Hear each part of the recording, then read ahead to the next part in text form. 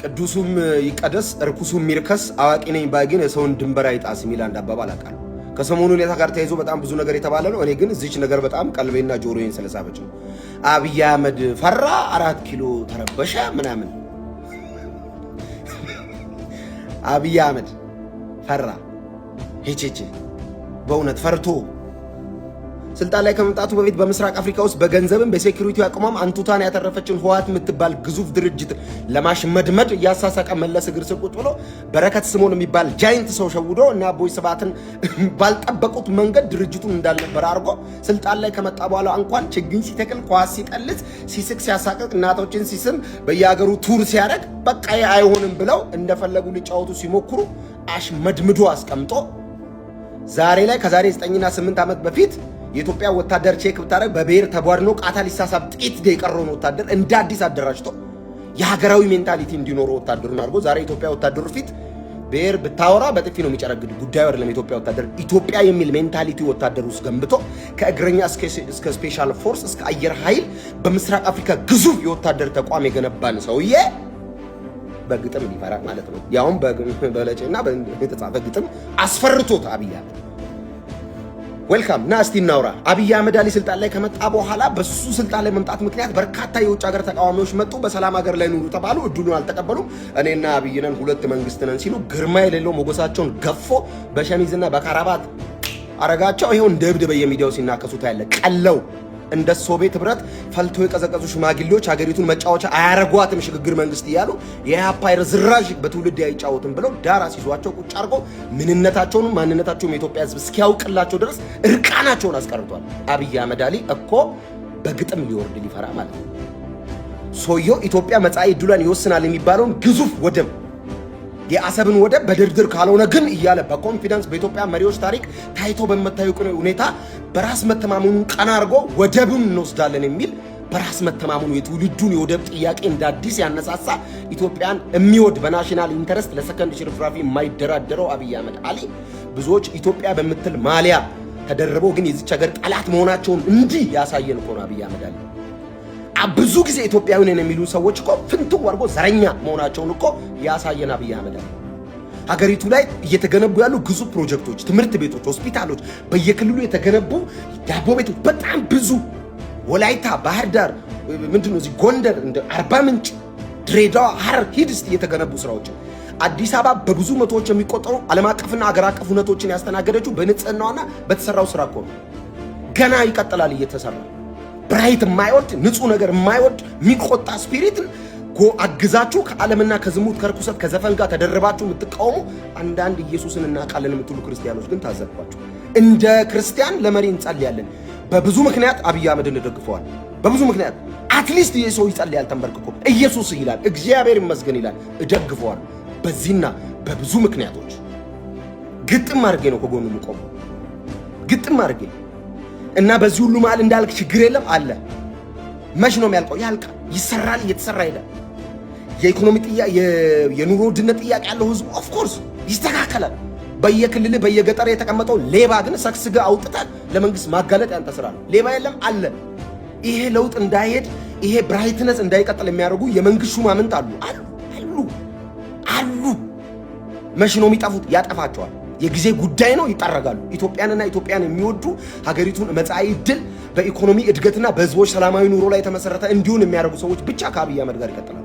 እኔ አንዱ ስለሆንኩ እቀጥላለሁ ከአብይ አህመድ። ሲሆን ለመሪ መጸለይ ሲገባ ቆማችሁ እኩል ህዝብን ትውልድን ደም የሚያፋስስና የኢትዮጵያን ህዝብ ማስለቀስ በጣም ሲምፕል እኮ በጣም ቀላሉ ነገር የኢትዮጵያን ህዝብ ማስለቀስ ነው። አሳዛኝ ክላስ ካልታስገባለ መከረኛ የሆነ ባንዲራ አለ ምናምን ስትል ማስለቀስ ቀላል ነው። መፍትሄ ምን ይሻለናል፣ ምን እንስራ፣ ምን እንለውጥ ተብሎ ነው የሚወራው። በይሳል ሶዮ ጉዳዩ አይደለም አይዘው ጉዳዩ አይደላችሁም። ይሄ በጣም አብይ ፈርቅ ወይኔ ያልተዋወቅን ጎበዝ።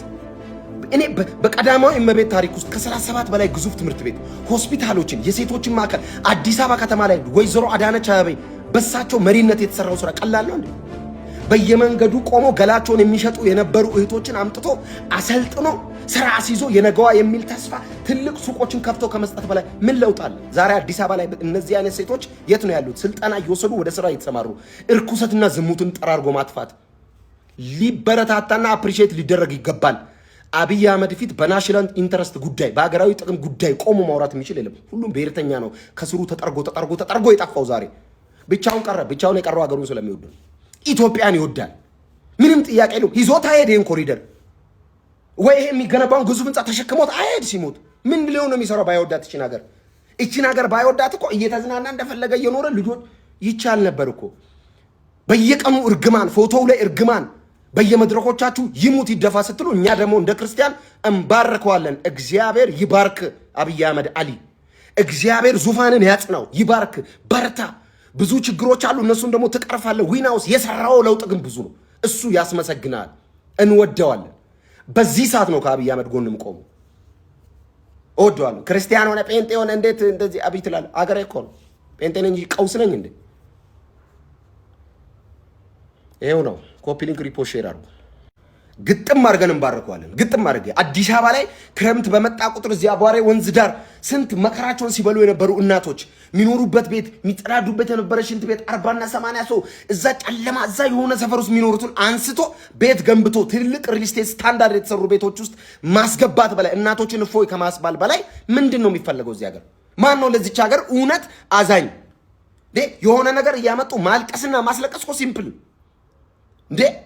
የሆነ ነገር እየመዘዙ እኮ እንደዚህ ማድረግ እንደዚህ ሆኗል ማለት ሲምፕል ነው። በዚህ ሁሉ ተቃውሞ መሃል ግን እንደ ጸና ቀጥሏል 8 ዓመት።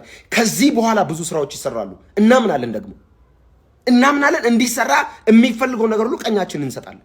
ምንም ጥያቄ የለውም። ከአብይ አህመድ ጎን ነኝ እንዴ! ምንድነው? ስንት ስራ ነው የተሰራው እዚህ ሀገር ላይ? ስንት ግዙፍ ፕሮጀክቶች ነው የሰሩት? ስንት ስራ እስቲ እንዘርዝር ከተባለ ማለት ነው። አሁን ቀጣይ ደግሞ የሚሰሩ ብዙ ስራዎች አሉ። ከእህል ጋርና ከምግብ ጋር የተያዘ የምግብ ጥያቄውን የሀገሪቱን በወደብ ምክንያት ደግሞ የሀገሪቱን ራቁታቸውን ሊያስቀሩ የነበሩ ጉዳዮች የወደብ ጥያቄ ሲመለስ ሁሉም መስመሩን ይዛል። እንደሚሳካ ተስፋ እናደርጋለን። እንዲሳካ እንጸልያለን እንጂ አልረግመውም። እኔ ከዝሙትና ደም ማፋሰስን አፕሪሺየት ከሚያደርግ ከዘፈንና ከዚህ ዓለም ርኩሰት ጋር ቆሜ አልረግመውም። አብይ አህመድ አሊን እደግፈዋለሁ። አዘ ክርስቲያን እደግፈዋለሁ። ጨርሻለሁ። ጌታ ይባርክ፣ በርታ። ወይዘሮ ዝናሽ ታያቸው፣ ቀዳማዊት እመቤት፣ እንደገና ወይዘሮ አዳነች አበቤ፣ ትልልቅ የመንግስት ሹማምንት፣ ምክትል ጠቅላይ ሚኒስትሩ፣ ሁላችሁም በየስፊ ነው ከሴኩሪቲ አንጻር መከላከያ አባላት፣ የፌዴራል ፖሊስ አባላት፣ ህዝባዊ ፖሊሶች፣ በሁሉም በሴኩሪቲ ላይ የምትለፉ የምትሰሩ ያላችሁ በርቱ። ጀግና ለዚች ሀገር የምትለፉ ከሌባ ጋር የምትታገሉ እናንተ እንዲህ የለፋችሁ ግን ከላይ ተቀምጠው የሚበላለ አሳልፋችሁ ስጡ። ከሌባ ጋር አንድ ቴብል ላይ አትቀመጡ። እናንተ ለዚች ሀገር የምትለፉ ሁላችሁም ሪስፔክት ይገባችኋል። እንጸልይላችኋለን፣ እንባርካችኋለን። ተባረኩ።